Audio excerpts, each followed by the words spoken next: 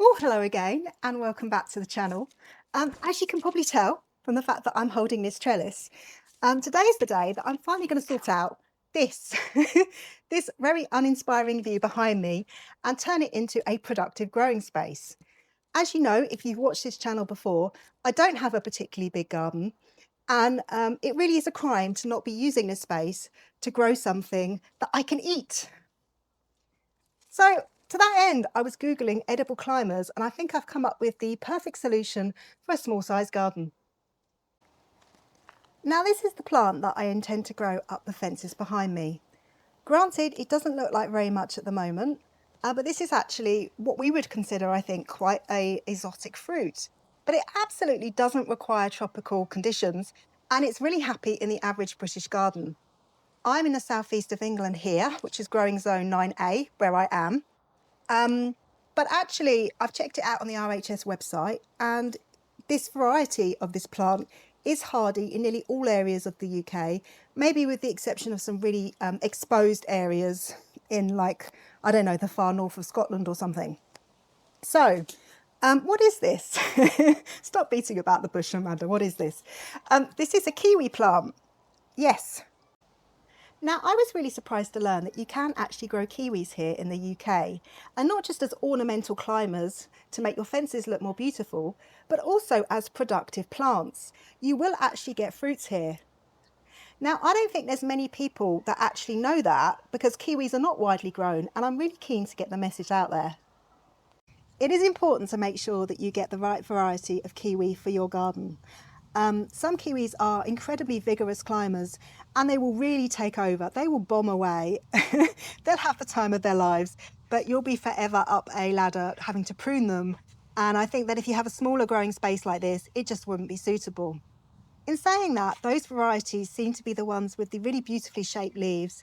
And if I had a bigger garden, I would love to grow them. So if you're lucky enough to have a bigger growing space, do check them out.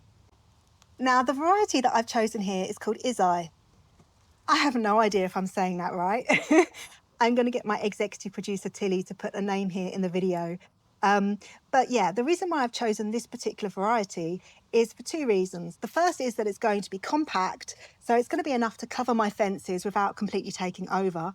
So it's going to be manageable for me in this growing space. And the second thing to say is that this variety is self-fertile.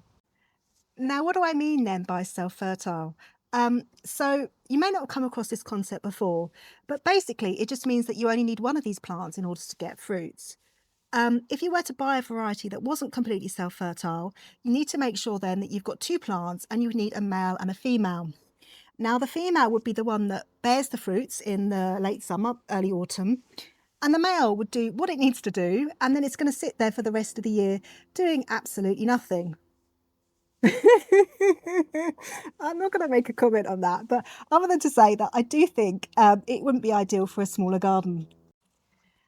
One of the interesting things about this particular kiwi variety is that rather than producing the large size kiwi fruits that you get in your local supermarket, this kiwi is actually going to produce something more like a kiwi berry. Quite interested to see what they look like. And yeah, the skin apparently is going to be smooth and not furry. So I'm really going to be interested to try them when I get them in the coming years.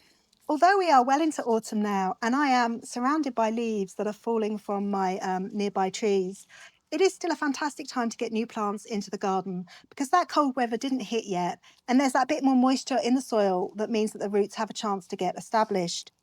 I was originally hoping that maybe I might get some fruits as early as next year. Having read up a bit more about kiwis, I realise that I'm probably being a little bit optimistic there, and I'm probably going to have to wait until year 2. But that's absolutely okay. It gives me something to look forward to. And while I'm waiting, I can actually green up this space here and at least make it look visually that more appealing.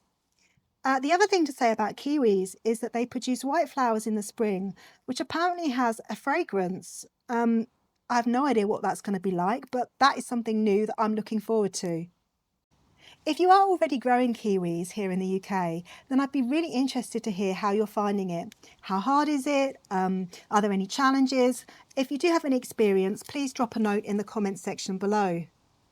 Now, believe it or not, only 8% of the people who watch my channel are actually subscribers. You know who you are. Yes. But all joking aside, if you are enjoying the content that I put out and you're finding, I don't know, some of the tips and tricks useful, do have a think about subscribing. It's just really good feedback for me and I would really appreciate it. But either way, thank you so much for watching, and until next time, bye-bye.